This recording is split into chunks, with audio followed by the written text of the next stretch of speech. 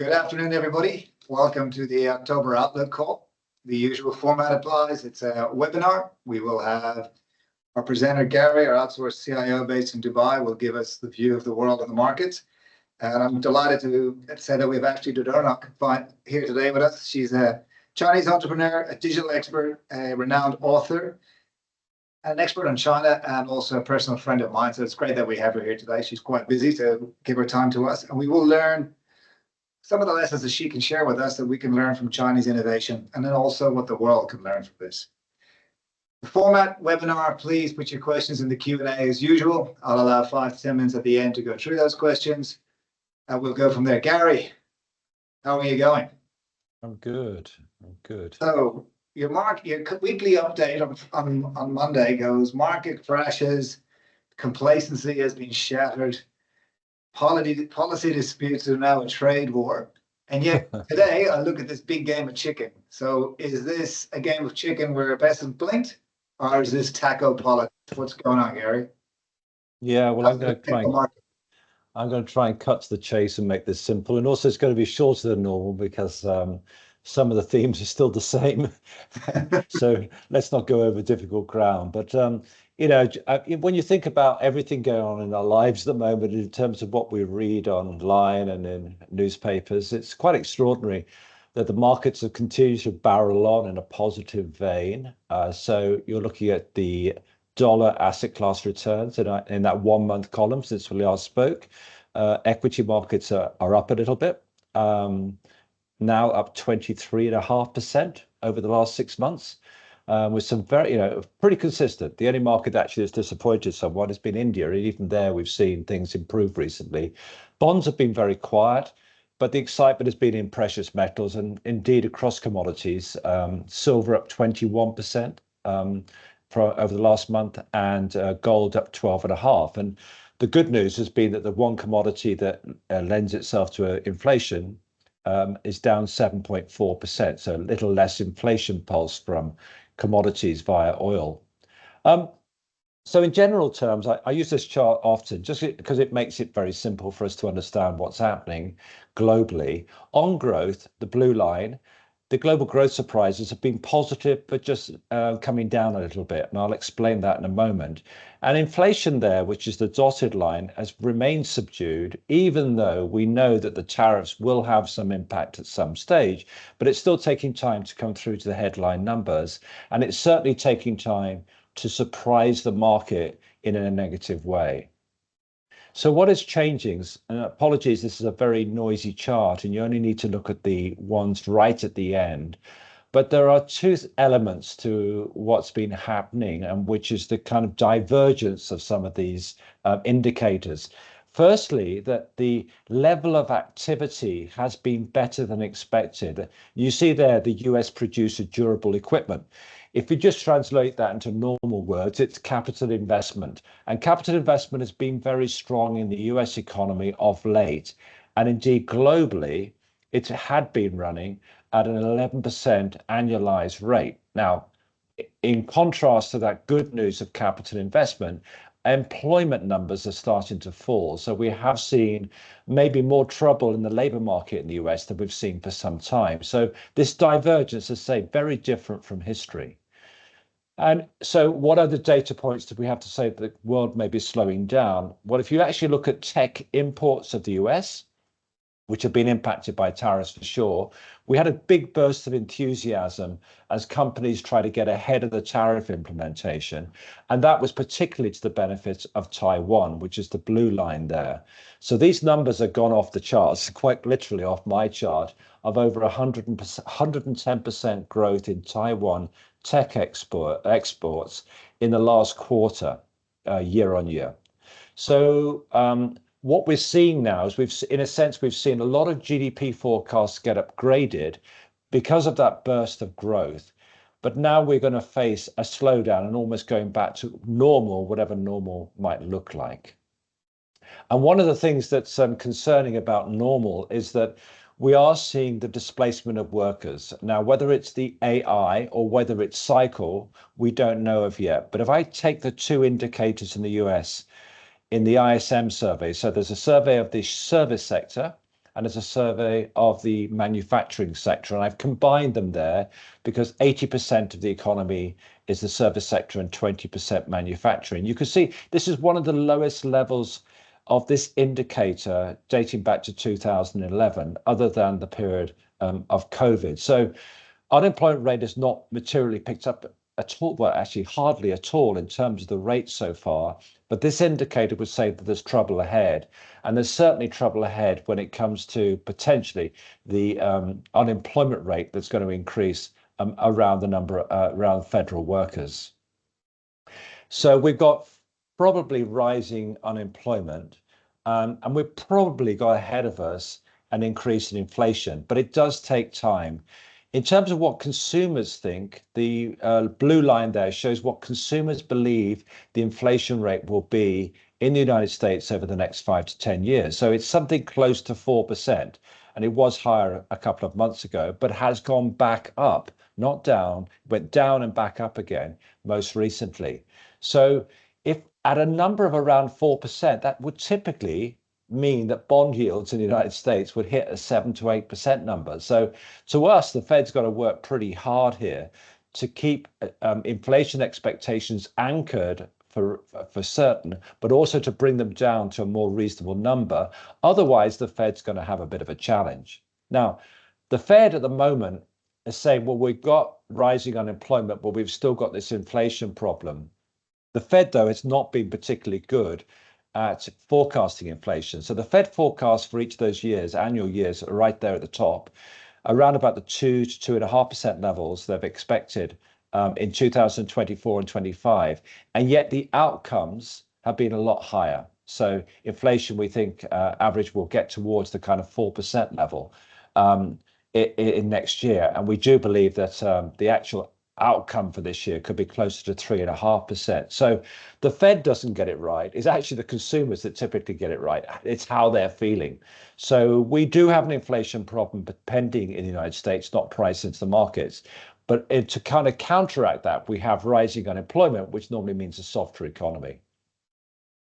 We also have a US government shutdown. I won't spend much time on this because bullet point number 4 says that even with a closure which lasts 35 days, GDP only falls about 0.1. But clearly there's a sentiment impact, and there's also a disruption impact. And, you know, Trump being Trump, it might go beyond 35 days. So something that's not really priced into the market at the moment. They're just saying, well, it's early days, it'll have a small impact. So not something that's talked about in either equity or bond market. So what about the forecasts? Well, the forecasts have been upgraded during this month, but they're still at what I would call not exciting levels. So the case for the United States is that, yes, growth is better than expected, but it's still going to average around about 1.8 in 2025 and 2026. In fact, across the developed world, these are pretty benign numbers. So the engines of growth for the world are still very much Asia, and that's where we still tend to focus our views of where the investment opportunity is. Europe, I mean, these are the kind of dull charts you'd expect of Europe. The equity market is not Europe because equities have a global presence of many of the European companies. But just the background from Europe at the moment is that positive surprises on economic growth have moderated, and we're seeing that it's just the service sector, a bit like the US, it's largely the service sector that's providing the impulse to growth. The big problem is that flag in the middle, which is that of France and the political fallout there. That's having, at the moment, a contained impact on France, but not the rest of Europe.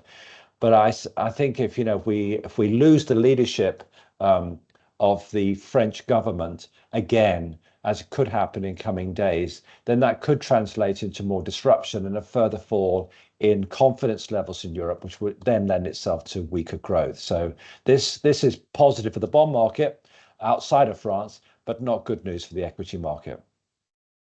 On Japan, all these charts are generally positive.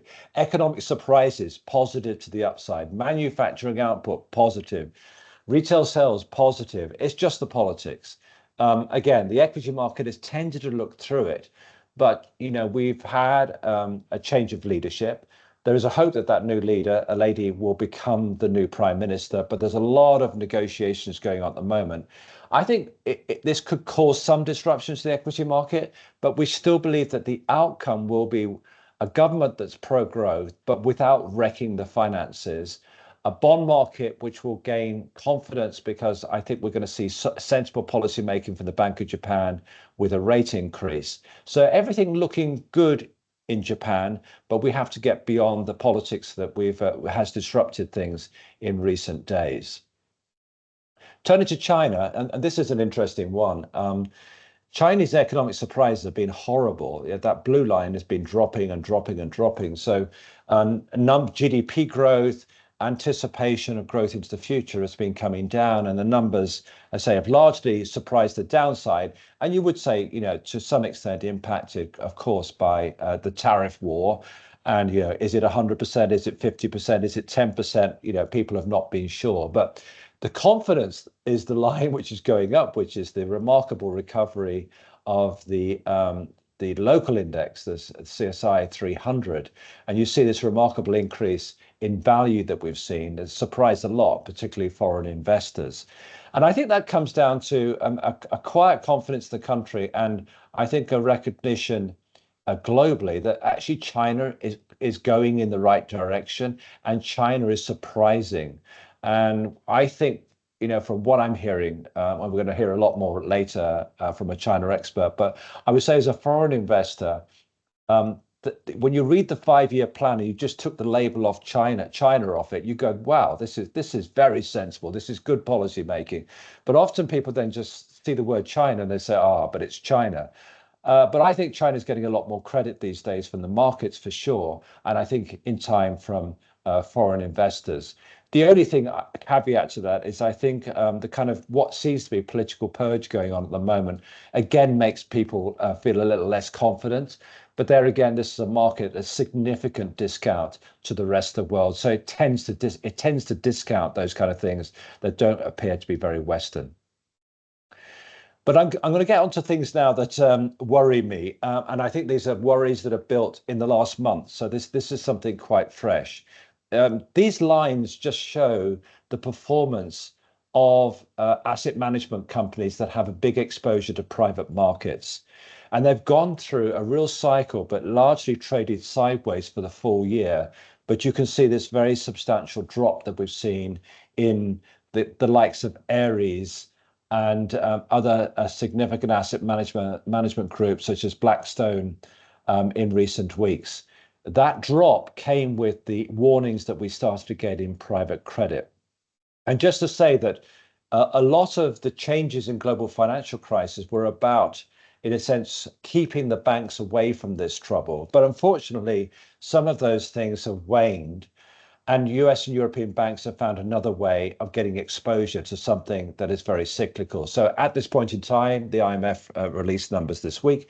The US and European banks have $4.5 trillion of exposure to hedge funds and private credit, which is about 10% of their lending book, which, as you know, is about the same size as their equity capital base.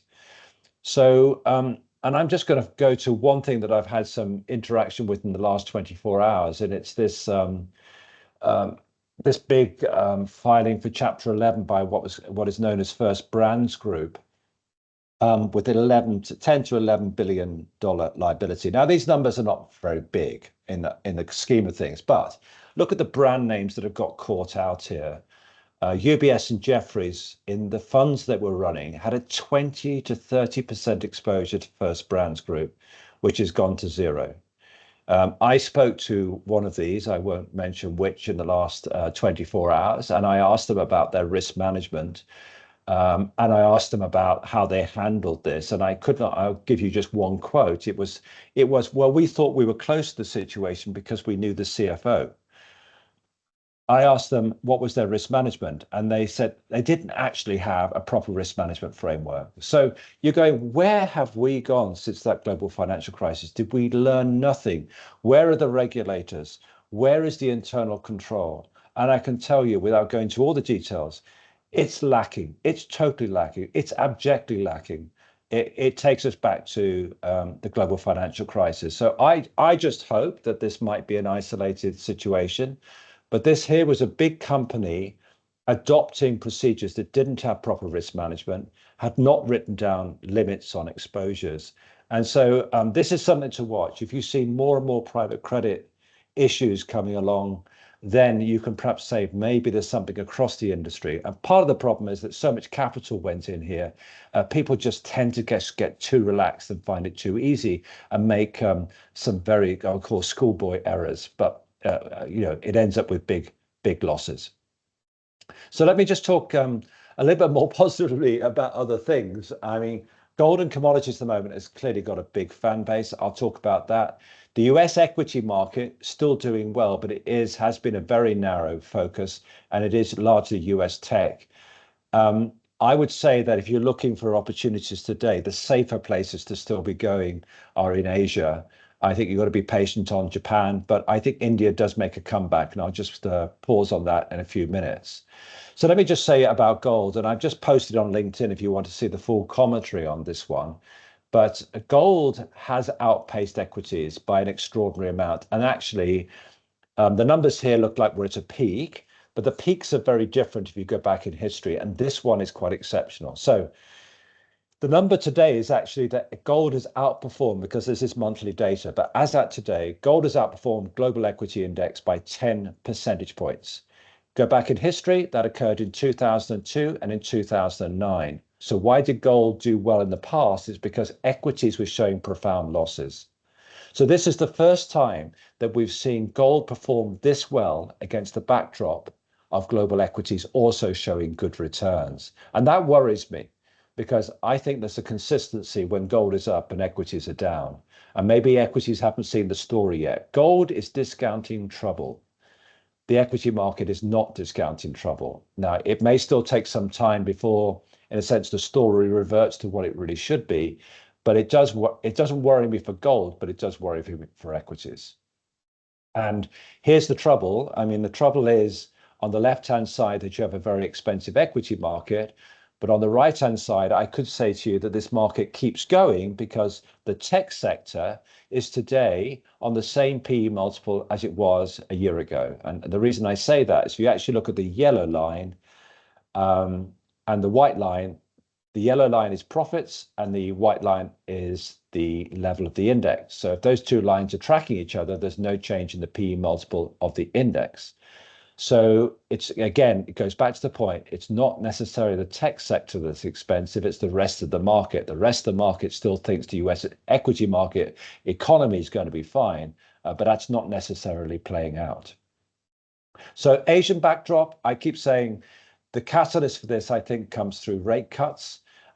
There is scope, and I think with the weakness of the dollar that we're seeing, that's again very helpful. And many of these countries, although they wouldn't want to spend a lot of money as governments, have got the scope. So why India? India has got cheaper and yet still has a lot of positives. So the reason I say it's got cheaper, again, if you go back to 2020, the profit line is the orange one, the blue line is the level of the index. So the PE multiple has come down, and indeed over the last year, it's come down quite a way, and it was expensive. But let's bear in mind the positives. This is an economy, whether Trump's in, out, doing whatever he wants to do, growth rate will be around about 6 to 6.5%. The scope to cut interest rates is there. There's generally been a good monsoon season, which means that the price of the everyday goods will be coming down. And therefore, we expect the RBI to be cutting possibly before the end of the year. The market's been derated, so it's offering a value opportunity relative to where it's been in the past. And as you may have seen overnight, it now looks like they're going to avoid that tariff increase, or they'll close off that tariff increase to 50% because it has already been implemented. So to summarize, I am starting to worry. I am starting to worry because I'm seeing behaviors in the good old investment banking industry, which I thought had been put to bed and were behind us. But unfortunately, they're roaring back. But in the meantime, people are going to remain engaged. If you've got an environment where the Fed's cutting interest rates, central banks around the world are cutting interest rates, people will see that as pro-growth. Fiscal policy, there's a problem. We're seeing that in the UK, we're seeing it in France, we're seeing it in the US, and we're seeing it in Japan. So that's a caveat. But if I had to put my money into the market today, I'd start with precious metals, which is where our portfolios have an overweight position. I would be in products such as those that can navigate these markets, such as the hedge funds.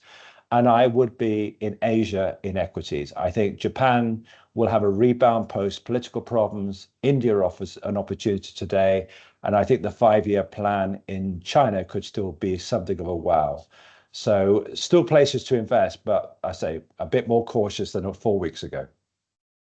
Thanks, Gary. Before I hand it over to Ashley, I've got a few questions coming in, which we won't deal with, but I will say one anecdote is a lot of rare earth precious metal investors are really benefiting from the impact of AI.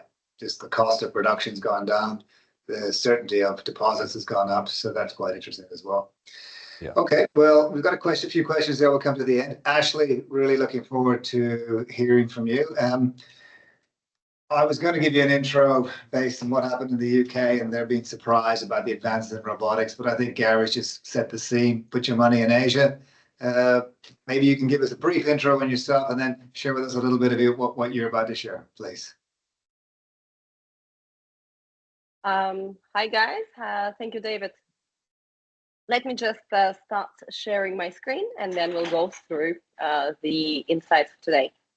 I was asked to talk today about the disruption in China. So we've heard what's happening with the markets, and we've also heard just now that China is becoming a more positive viewed around the world. So if you're wondering what is actually going on in China in terms of what to invest in, is it an attractive market? I would say, of course, yes, but also no.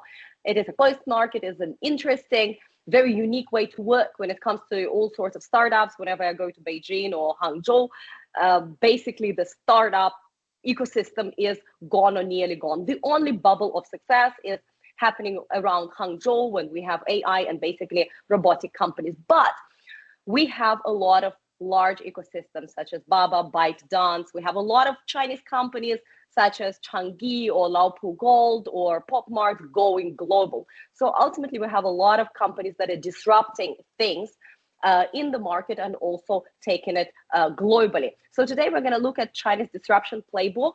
And if you're wondering what to invest in, ultimately look in the companies that are disrupted, not just in one industry, but in a few of those.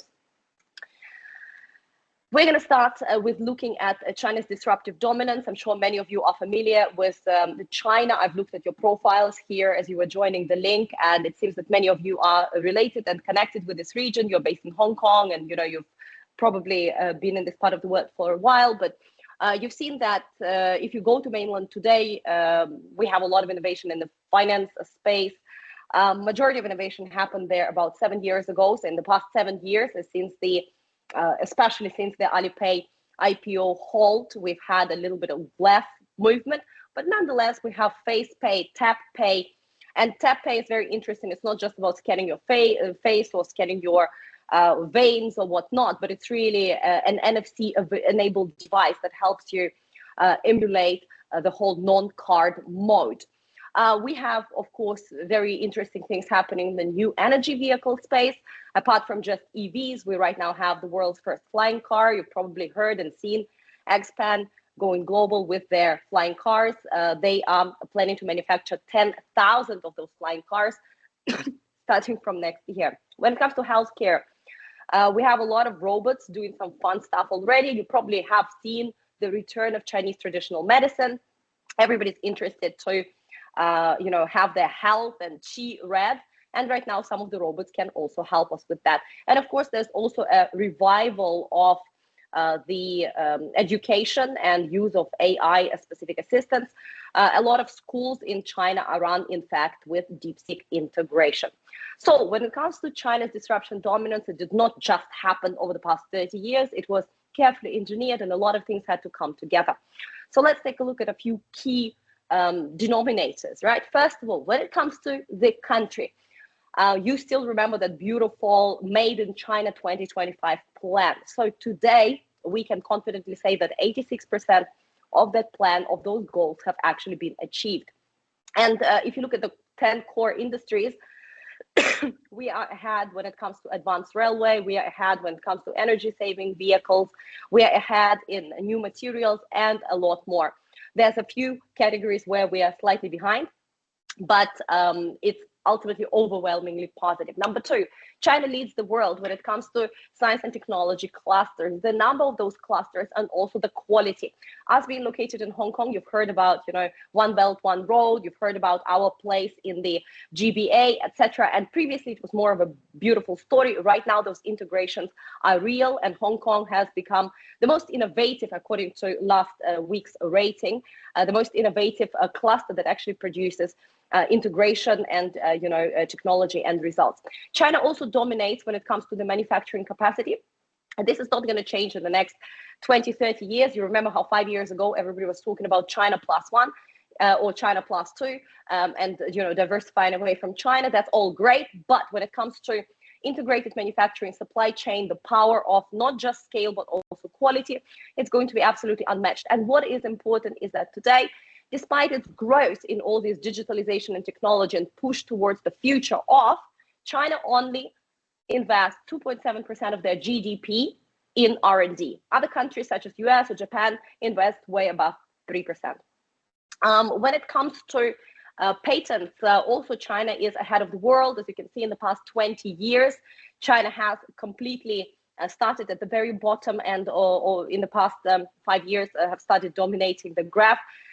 So we have about 70% of the global total when it comes to applications of generative AI patents, for example. And it's not just about the patents, it's really about the models that we're building. All of us are familiar with major global players from OpenAI to Grok to Gemini, but the Chinese models consistently, I would say very, very close second, and in many indications, they are as good or perform better than their global alternatives. And when it comes to the future of AI, 50% of global AI talent are Chinese. And you can see that previously a lot of Chinese developers and AI engineers were considering to stay in places like the US or Europe. Right now, more and more of them, considerably more, are going back home. So these trends are definitely happening. So what is our big plan? You know that next week we have a big plenum get together, and Xi Jinping, together with the leadership, will discuss the next 5-year plan, which will be announced early next year. So all that is going to coordinate where are we moving next. But ultimately, our big picture is not going to change. It's digitizing everything from infrastructure to resources to technology, economy, etc., etc. And beyond all that, we, of course, want to strengthen internal economy and also become more competitive externally. That's where the going global, that's where the GBA integration and Hong Kong playing an important part there will really play out. So all these will be announced and ultimately confirmed next week, and then announced to the public in a couple of months. So when it comes to significance of all that, China is today setting the pace for global disruption. It is also a living lab for digital future, where it's not just the technology that we speak about, but it's actually applied in real world. And finally, we have an opportunity to innovate at scale in China.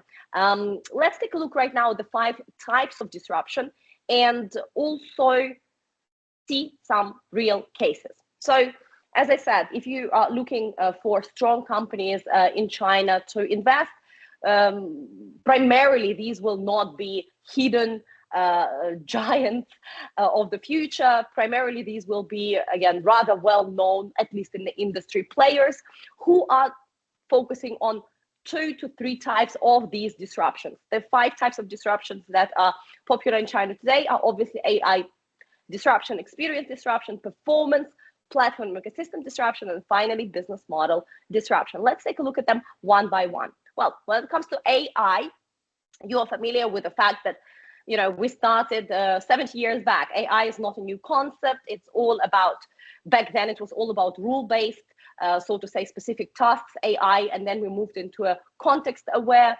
assistance, and today we are starting to be more proficient in the narrow intelligence with DeepSeeks and Claudes and Manuses of this world. The next step would be AGI, and that's where the race is in the US. Obviously, China's approach is very different. China is talking about, also because of capabilities, compute power, chip restrictions, not only out of ideology, but a big part of it is ideology as well.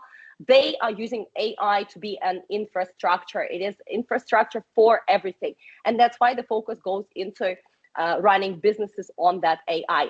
So both countries are looking into the AGI, but the roads there are very, very different.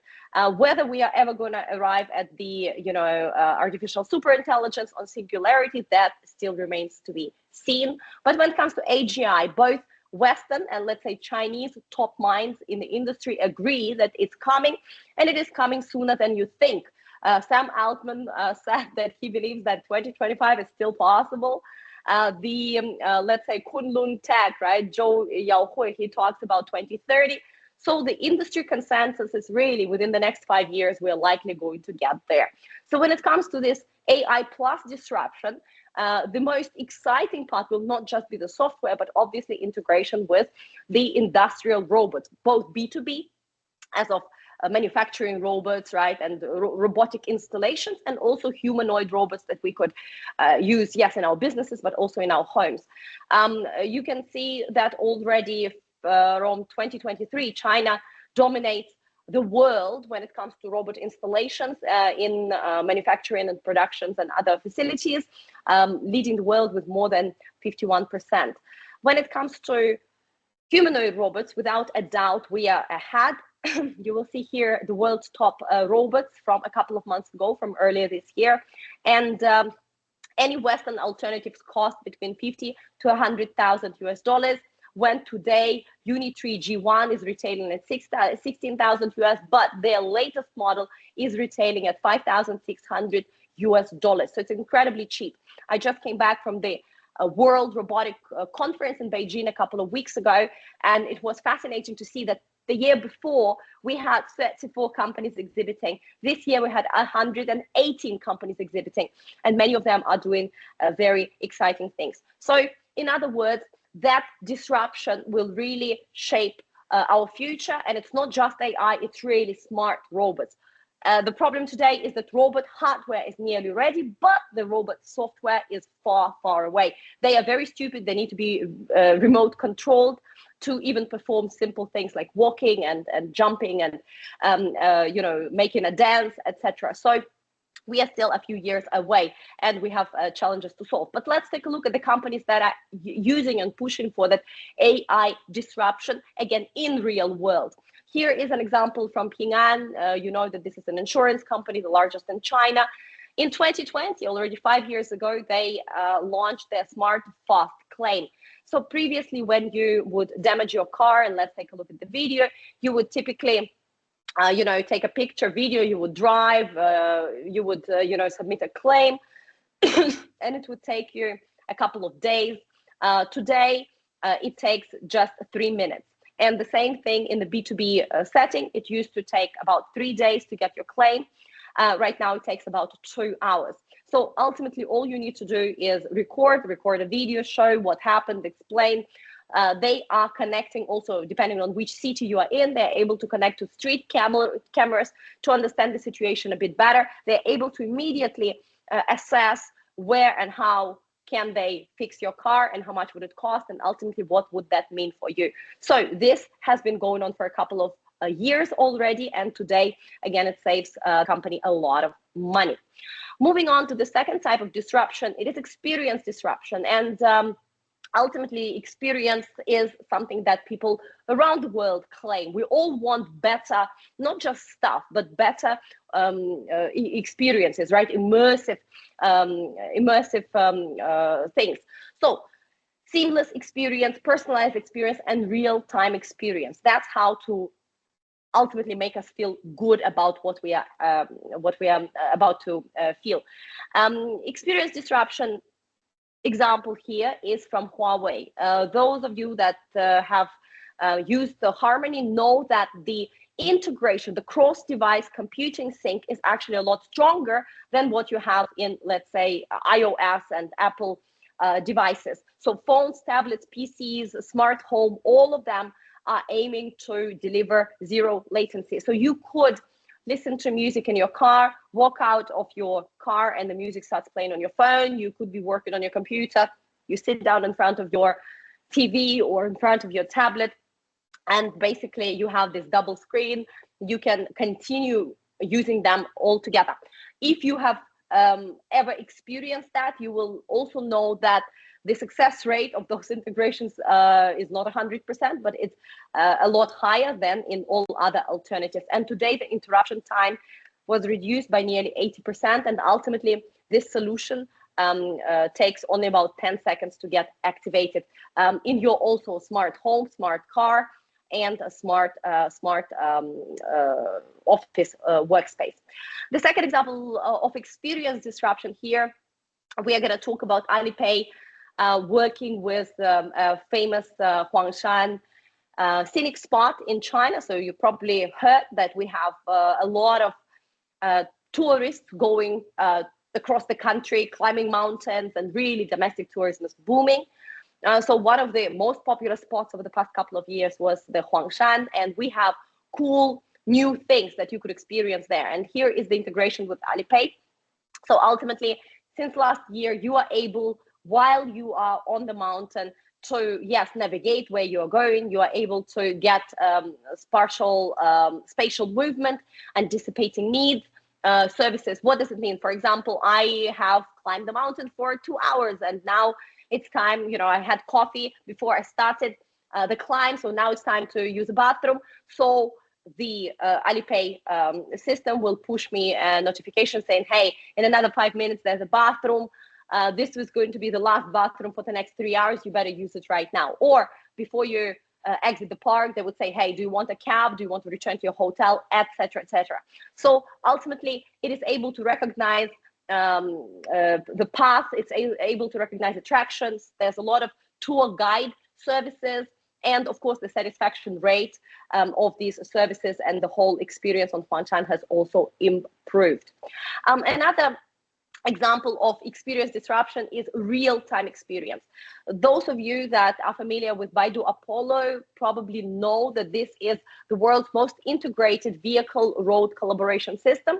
So in other words, the car communicates with the road in real time. So it's not an individual car, but each and every car can communicate with each other. Each and every car communicates with the road and back. So we are able to ultimately make sure that we are not, we're avoiding traffic. We are able to order things. We're able to make sure that, if we didn't know that certain regulations changed on the road and right now speed limits are different or whatnot, we are able to have all this information together in the car ultimately driving system. And accident rates are down in certain areas with high risk, up to 90%. We also have traffic congestions times down by 20 to 30%. Many car brands, for example, the BYD or Aeon, they embed Apollo in some of their models from the start.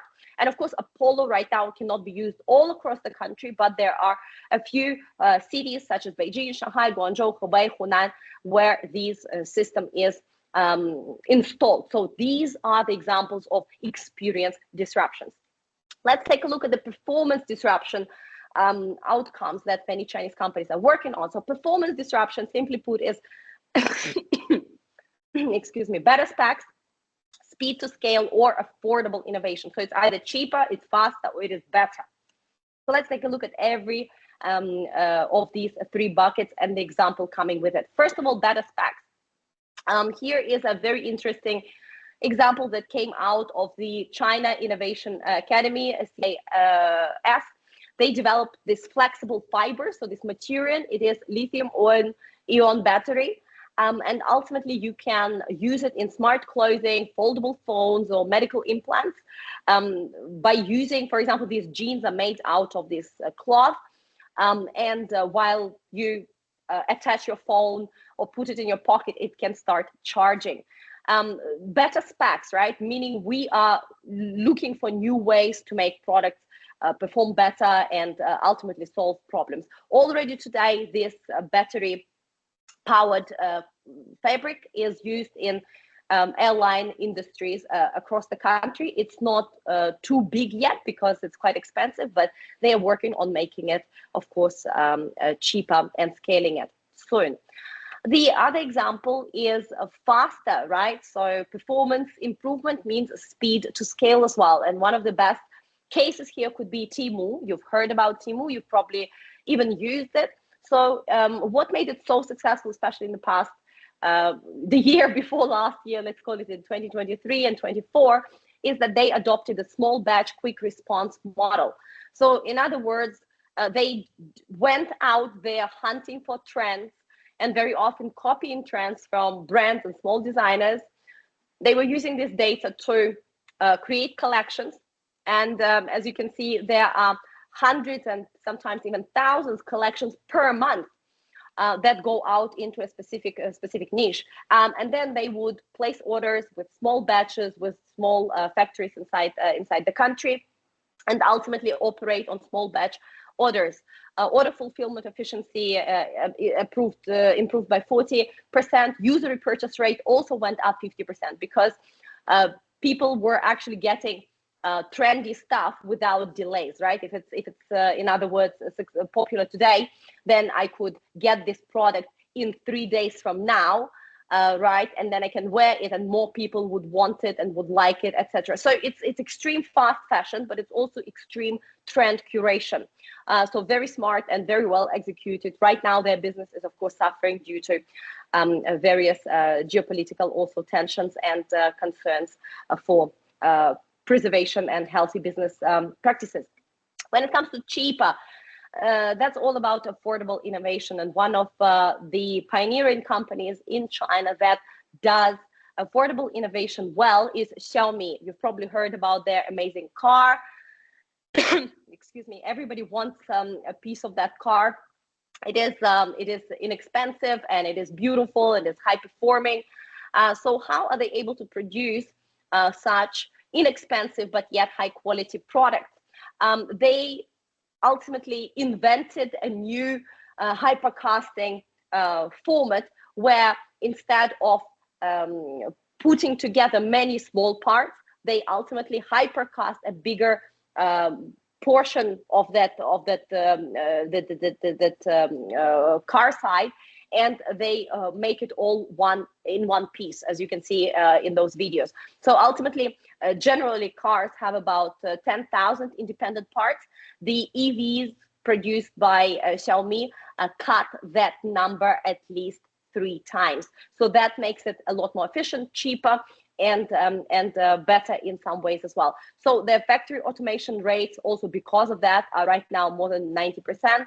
Their manufacturing costs are down, and of course their manufacturing hours are also down by about a half. They have started using this hypercasting technology in 2023. It took them about a year to train all the factories, and right now they're scaling it across various sectors. The next type of disruption we're talking about is platform and ecosystem disruption. So a platform is when we provide a platform for other users to do business, right? For example, Alibaba. Alibaba's Taobao is a typical platform and ecosystem. In some ways, of course, Alibaba is also broader Alibaba, not just Taobao, but also much broader ecosystem. So let's take a look at a few examples. Here is an example by Haier and how they're using their Cosmoplat.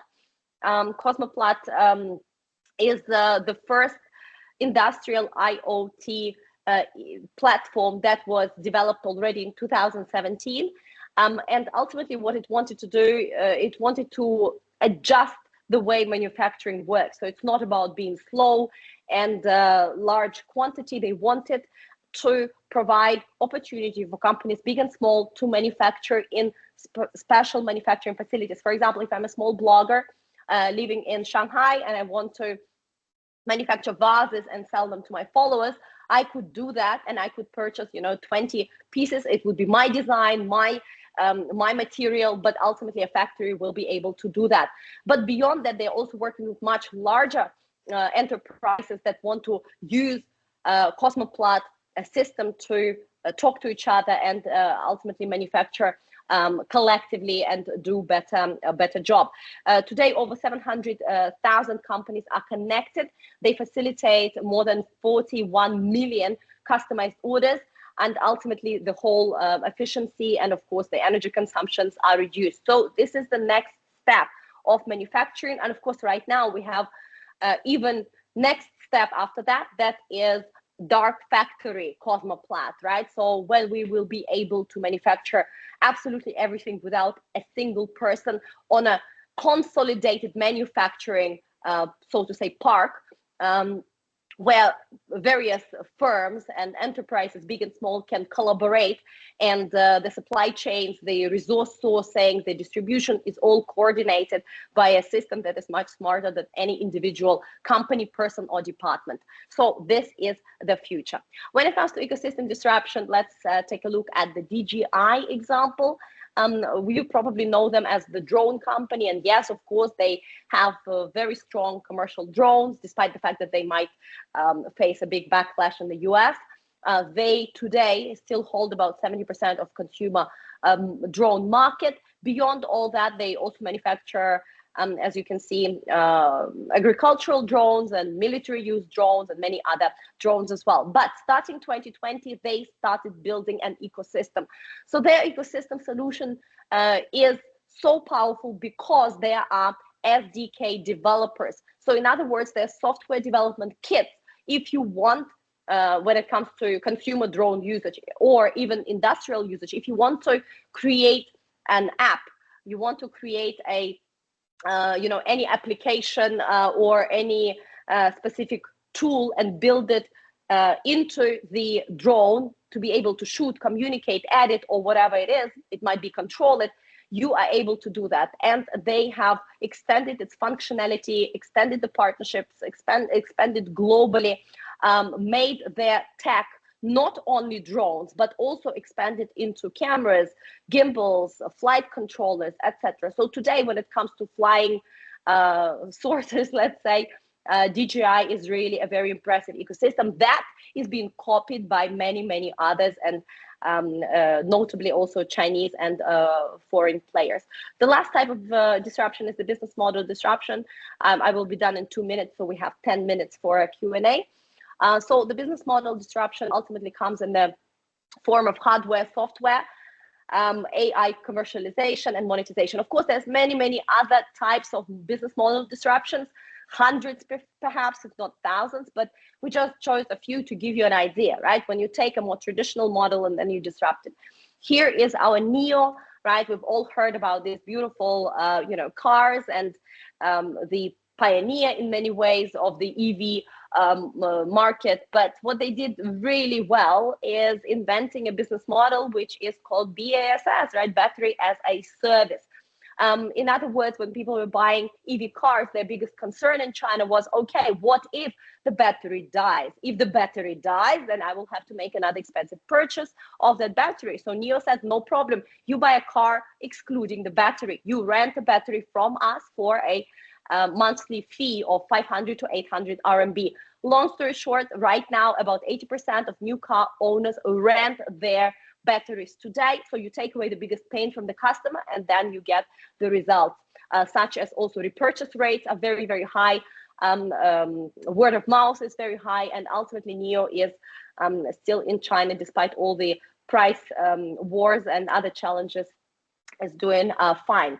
When it comes to AI human commercialization, this is another example. And you will see, for instance, ByteDance adjusting the way they make money when allowing AI live streamers to take on about 80% of the live streaming jobs.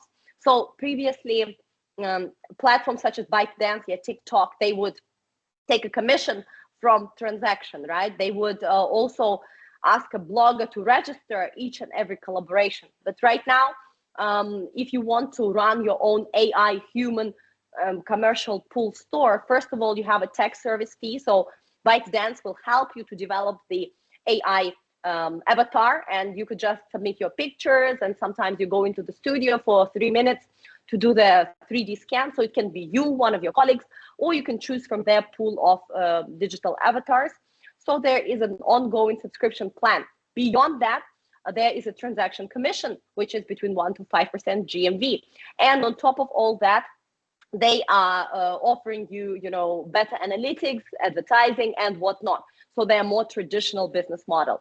So today, when it comes to AI, 40% of content on Douyin is AI generated. And when it comes to live streaming, in particular, 15% of live stream are run via AI avatars.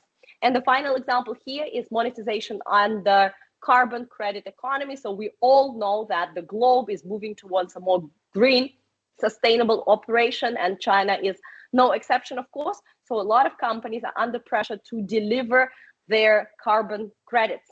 So some companies turn that into a business opportunity and, in fact, a business model. For example, we have Gaode Map. This is one of the largest maps in China, like Google Map, etc. And you could register as a consumer. You could register into the green mobility platform, and you can start performing green actions. For example, instead of the car, you're going to take a bike or you're going to walk, and you can redeem rewards. For example, they're going to give you a gift or certain discounts, etc. Meanwhile, all those ESG credits and ratings are going to be collected, and then Gaode will use it to offset their own targets, or they're going to sell it to other companies that want to buy your good behaviors to offset their ESG targets as well. So here are a few inspirations, as mentioned, for you to explore, and I hope you found it insightful. We are ready to take questions whenever you are. Thank you. Ashley, thank you. I've got to catch my breath just to catch up. I know you deliver that at an amazing pace, and I know it's a snippet of the value that you offer. Thank you. Thank you very much. If you haven't heard her speak or you're not engaging with her to learn about China, you're missing out.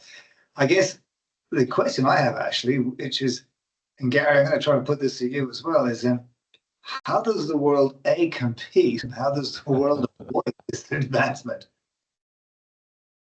I'll start with, yeah, fascinated from Ashley. I thought I knew something, but I know a tiny fraction of what's really been going on in China. I think the rest of the world has not really caught up with it either. Yeah. And I mean, I'm looking at things here and I see elements of some of this. I don't see it comprehensively in other parts of the world. And Silicon Valley, for all that it talks about, it is just Silicon Valley. This is the whole of China. This is not just one state contributing to the dynamism of the future. Well, I was in a meeting today with a venture capitalist out of Europe who was really excited that they had made a big investment into a German company that makes open software for charging stations. And the logic being is that there's charging stations in the Western world don't work. Batteries don't work. The only way they can use it is using the Chinese ones, but they're not allowed, because they're Chinese, they're not allowed to buy them. So this German company out of nowhere has created a middleware that's open source that'll basically talk from the Chinese groups to the antiquated Western charging stations. And they're doing rocket sales in the US because nobody can afford to update the infrastructure in the US, and they're selling themselves as a German company. And it's all Chinese technology. And then yesterday, I don't know if you saw it at the start of the week, McKinsey came out with a sort of a sarcastic report on EV industry in China and how more and more consumers were switching back to petrol because they didn't know the life of the battery. Yet there was a lot of comments coming behind that to say, where is that happening? We're not seeing that. Yeah. Guys, I am conscious of time. Ashley, thank you. That was brilliant. Gary, I think there's a couple of your clients there that we should probably introduce Ashley to, sitting there in the Middle East. I mean, one of the big things I noticed this trip in the Middle East is the influx of Chinese characters and Chinese names on construction sites, which we talked about, Gary, and the Chinese community and Chinese influence up there is quite large. Before we go, Gary, I've got a couple of questions that have come through. Actually, I've got one for you, which is, do you think that the lack of you said the level of investment in R&D was 2.7% of GDP. Yeah. Do you think that is high enough to keep innovation sustainable? Innovation in China is done in a very different way compared to what is happening in the US or in other parts of the world. I think China will continuously increase that percentage because it is national strategy. And once the national vector and the national strategy has been set, nothing is going to shift it off course based on the experience. So yeah, they will spend more money, but at the same time, a lot of that load and a lot of that push for innovation actually happens through large Chinese tech ecosystems. So once the government says we are right now going to space, if you are, Gary, in a industry that has nothing to do with that, but you are a large enough company where you could contribute to the sector, you will one way or another try to align yourself and support that direction, and build your capabilities there through startups or through more core integration. So ultimately, it's not just about a percentage of GDP and how the government involves, but it is really about the whole ecosystem working together. And I am confident that, first of all, the next 5-year plan and the next big vision is going to be very much focused on technology and dominating many of those places. Secondly, I'm very confident that we're going to keep investing more in science and technology and R&D. And number 3, I'm very also confident that the tech giants will continue supporting wherever the government deems important to go. Fascinating. I mean, 86% success rate on implementing 200 plus targets. Yeah, I would take that scorecard at school. Did you ever get 86%, Gary? Keep going. Gary, a question here. You said the engine of the world is Asia. Do you think that will apply to the equity markets too? Yes, I do. But the challenge, of course, is access and the deepness of these markets. So Ashley's just told us, this huge amount going on in China. But if you ask people from the West, how do you access it? The avenues are still not there. So I think there's both communication and a development of these capital markets will bring the capital to bear, and these markets will therefore grow. So it's not there today, but it will be there in the future. Okay, and then just to parallel play with that with India. I mean, there's a lot of noise about India, but I was having a meeting, breakfast meeting this morning with a large institution, and they're very big, US, Asia, but very big plays in China. But they just described India as just too problematic, both from a venture and startup, and then also from an exchange, a listed equities point of view. Just too many rules and regulation, too problematic. How would you reply to that, Gary, as an India guy? Well, they're going to have to change, and I think they will change. And I do think there's a positive out of Trump being Trump. Trump is pushing India to China, and India needs to go to China, and China needs India's market.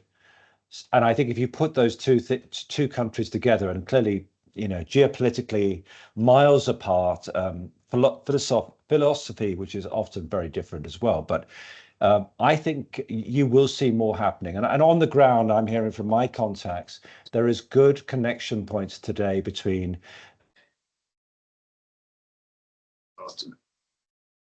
Hello. Maybe while we're waiting for Gary to come back in, actually, what do you think? I mean, from on the ground, what are your thoughts with India and China?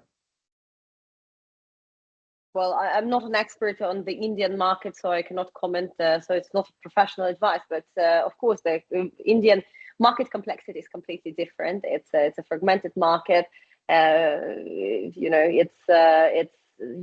What have we seen coming out from India in the past 40 years? A lot of things, but definitely not as coordinated as from China. Yeah. And this will likely continue. At the same time, we have young population. We have majority of developers globally being located in India. And of course, we do have Bangalore and other places where innovation, the smartest people in the world, where innovation is as vibrant, if not more vibrant. And their versions of the future are even more exciting than, in Silicon Valley. So I'm confident that India is going to continue becoming super important.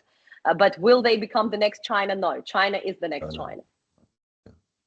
All right, guys. Well, we run on at 5 o'clock. I do have 5 or 6 more questions, Gary, but you'll have to take those via email. Guys, both of you, thank you very much. Excellent content, and very grateful to have you both on. Have a wonderful evening, and thank you very much, everyone, for dialing in. Take care.